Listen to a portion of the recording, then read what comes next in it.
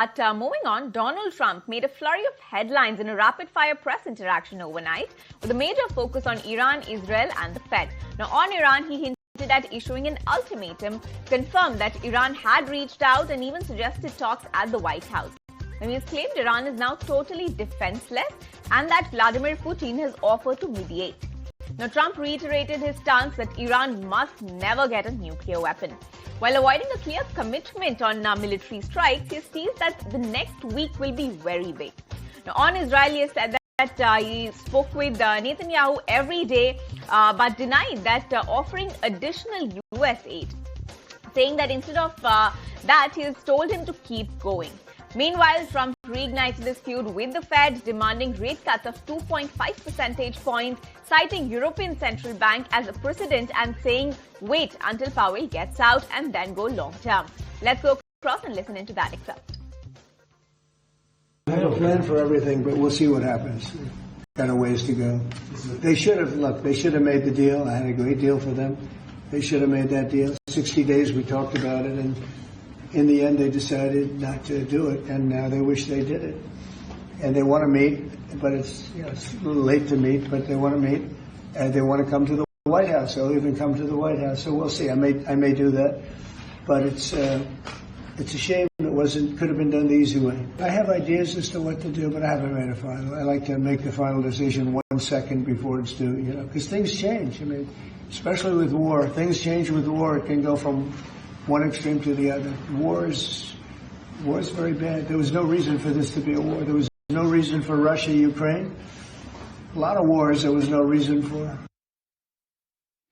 We also caught up with the Lev Aran, Israeli columnist, and Madhav Nalapat, Vice Chairman, Manipal Advanced Research Group, to decode the Iran-Israel conflict and where it is heading. Will there be a war or not?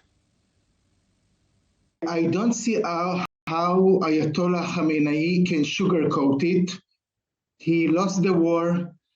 He cannot control his own air. You see Israeli jets all over. Also, the defection inside the Iranian army. Also, the low mood in Tehran and Isfahan and other cities. So even the fact that Ayatollah Khamenei is still alive, while 2 chief of staffs are already dead and also many others, it is in a way a litmus test of the situation right now in Iran. Now you know exactly why Israel and the United States are joined on the quickest way of ensuring the end of the Iran nuclear capacity, period.